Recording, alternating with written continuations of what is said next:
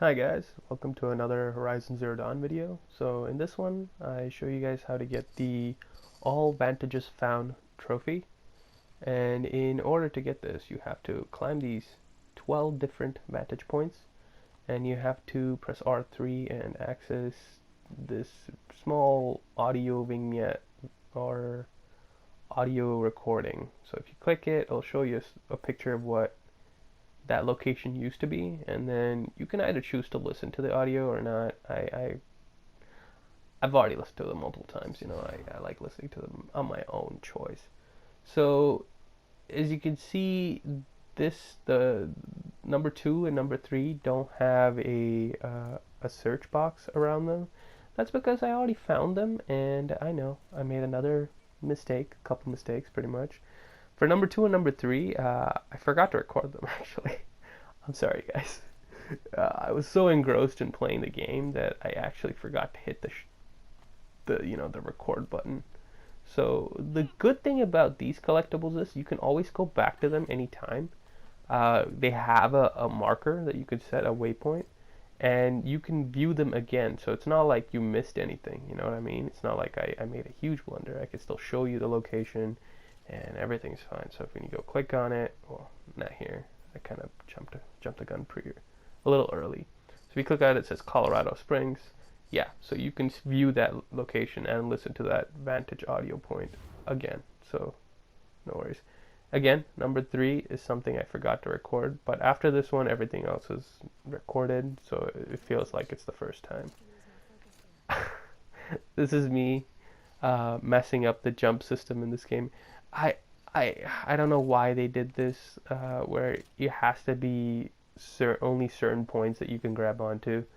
I really wish this game had a system similar to most Assassin's Creed games, or games that have adapted the fact that you can just climb almost anything. I mean, I feel like that 90% of the surface around that rock or around that boulder should have been be able to grab onto.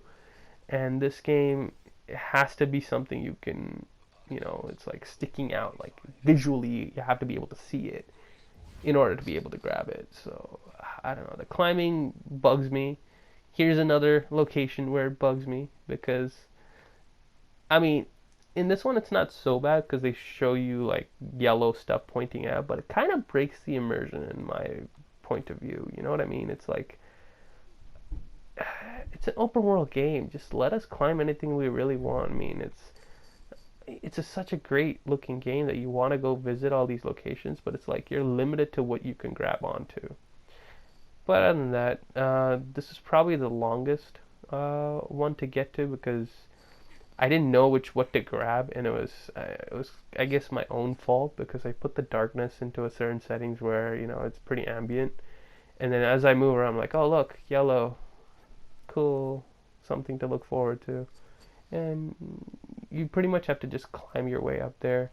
Try not to fall, even though Aloy, right? Aloy can't help but to like just walk off a ledge. I've talked about this extensively in my other video earlier, playthrough videos where I just show clips of what I've gone through in the game. Aloy has this tendency where she doesn't stop at the edge of a ledge. She will just keep walking off. So if you're not careful and you move her a little bit, she'll just she'll just like just take another step and then the next step and then she'll just fall to her death. And she's a dunce like that. I mean, she's a great character and all, but when she does stupid things like that, like when the character model does stupid things like that, you can't help but to like be angry at it. Obviously it's your fault. You should be able to have a certain control to how much you move, but sometimes when you're just say walking to an edge just to get a picture or something like that, like to take a pic, she'll just make that extra step. She'll slip and then whoops, there goes. You're gonna have to climb that thing all over again. And I don't know, I feel like there should be a certain amount of invisible barrier so you don't fall off in these kind of games, or there should be some kind of control to it. Like, for example, I just finished playing Neo. In that game, Yeah, there's a lot of ways in which you can just fall off. There's no invisible walls to save you. You will fall off and you will instantly die. But there is a certain amount of detection where I already forget his name. I'm so bad at this. Let's just call him Anjin because I forget it. William, that's his name. William. Um, I just called him Ruben because that's my name. But they always called him Anjin, but it's William. But what William tends to do is when you attack, he will instantly hit if you hit the attack button beside a ledge that you'll be able to fall off and instantly die. There's invisible barriers for that. But then say if you want to move, it still has a detection where you feel like you have a certain amount of control where you can pretty much go to a certain level of the edge without you slipping and falling off. But Aloy doesn't have that. She'll just even a tiny bit, she'll fall off like it does. But I guess I should stop ranting about the game. Like I've already told you guys this before, I've spent a total of 44 hours playing this game, and I've gotten the platinum in this game. And let me tell you, I've enjoyed almost every minute of it. It's just there are certain aspects of the game that bugs you, and it needs to be talked about. And the most reviews don't talk about it.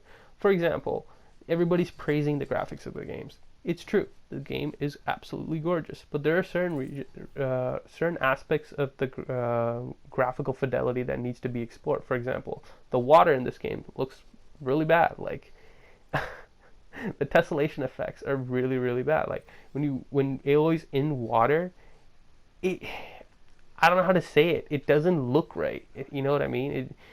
You guys need to try it for yourself. Like when she's swimming or something like that, it doesn't look natural. The water effects in this game aren't the best. Another thing is, sure, the foliage in this game is really, really cool looking, and it looks amazing. The problem is when Aloy goes into a grassy area, she clips through the glass, so the grass will come through her body. It's not like she dynamically affects the grass. This kind of takes immersion away really quickly because you'll be like, oh look, you'll be stealthing a lot of these enemies, and then all you'll be noticing is like 3 or 4 grass like stick out of her head, and it's just like, why can't they be affected in a way where it moves away or something like that? But there's something to look forward to. It's like there's a lot that's left to be desired. Sure, the Decim engine has reached a certain graphical fidelity, and look at this looks amazing. But then I feel like certain reviewers are not fully, I guess, disclosing all the information about what's wrong, and they're just surrounded by the hype. Of course, this game's amazing. If I had to rate it, I would probably give it a 9 to 9.5. But I feel like they should at least talk about these kind of things. Other than that, what else to talk about? The melee in this game is god awful. Like it is. I don't even know why they included it. It is pretty much sure if you land it, you're gonna do a lot of damage. But most of the time, she doesn't have tracking, so it's pointless to use it against enemies. Like for example, the best time to use melee is against human enemies if they're charging at you, or if you've just successfully done a dodge roll and you can come back with another attack. Okay?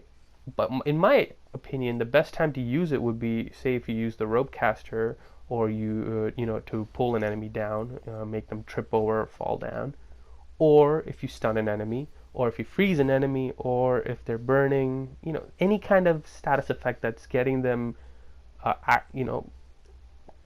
that gives you 5 to 10 seconds room where their focus is taken away from you. That's when you need to, use melee. But the problem is sometimes Aloy, she doesn't have the right tracking. Or detection. You press melee and she'll hit past the enemy or behind the enemy or behind you. And I've shown evidence of this in previous videos. It's just there should be a lock on in this game, and there isn't. Oh, it bugs me so much. And don't mind me here. This is a moment where my brain just completely just froze. I know for a fact I saw the ledge as soon as I came off the rope, but this was pretty much late in the night as I was recording. Just, forgive me for the excess time I take here. There are moments where I also have dirt moments, but yeah, it's like melee is so useless in this game. Most of the time, you want to use your ammo, right? I mean, that does the most damage. It's not like you're compared to the amount of damage most enemies can do. Even the lowest tiered machines can do to you in terms of melee damage. Your melee damage does not equal the same amount. Like, you will take 2 to 3 times more damage than what you're dishing out. So it's not even worth it. So I would highly suggest to use melee in a strict basis. Like, use it whenever you get when you know for a fact you're not going to be trading. If you're going to be trading damage, it's not worth it. Don't do it. What else? I mean, there's a lot more to talk about, but it's just, I'm not someone who just writes them down and talks about them, you know what I mean, as like a list. It's just whatever comes in my mind, I talk about it. These are just, I mean, you guys, most people won't need help with this. Look, it's very simple. It's a couple of climbing puzzles, and you get to the top. Here's another moment where I overthink things. I mean, the goal is to just take the zip line all the way down to that location, and I'm just like, is there anything else that can be around this area? But, focus will show you if anything else is there, but there will be moments when I freeze up. But I think this is pretty much the last vantage point, and that should unlock the trophy. So, hopefully that helped you guys. I'll see you guys in the next video. Take care.